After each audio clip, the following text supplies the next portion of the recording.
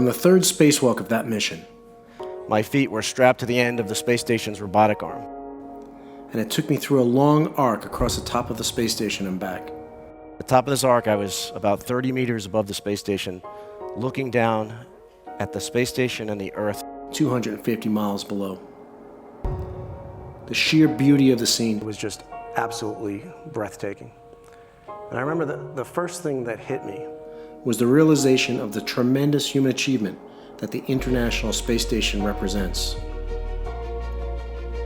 It's arguably the most complicated, complex structure ever built. It was built in space by 15 nations. As we all know, some of these nations weren't always the best of friends, but somehow we found a way to set aside our differences and work together on this project. And I thought to myself as I hovered above the space station, if nations can join together and build an enormous, incredibly capable research facility in orbit, we can, by working together, solve the problems that we all face. Nothing is impossible. Our next guest is a retired NASA astronaut, a decorated fighter pilot and test pilot, explorer, entrepreneur, and humanitarian. Please welcome Ron Garan.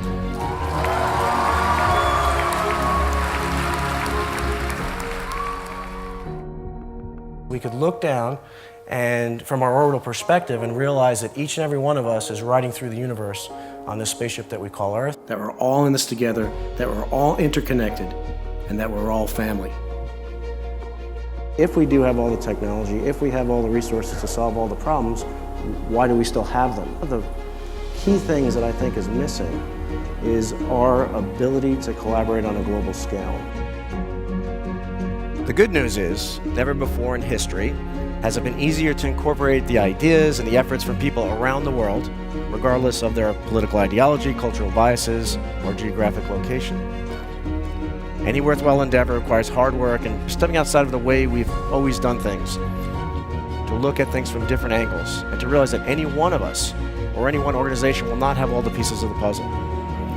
However, it's precisely those people and organizations that truly commit to making a positive change and step outside of their comfort zones. And it's precisely at those moments when they have the courage to embrace new and innovative ideas, partnerships, and collaborate across different disciplines, industries, cultures, boundaries, and borders.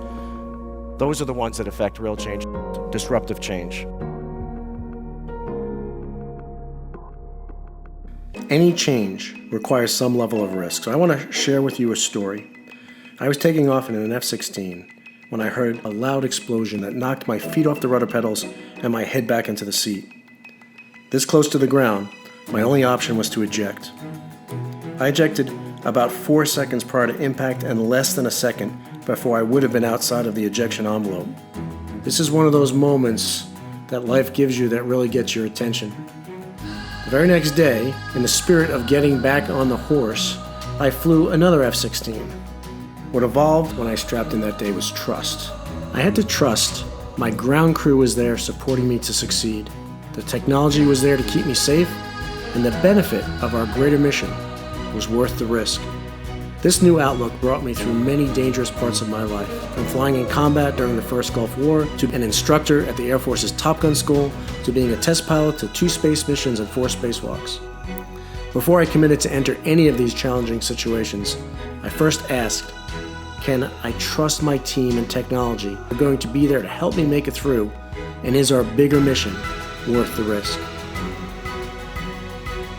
With all of these principles in place, we can propel real solutions that can scale to solve massive challenges and help lead us to a visionary future.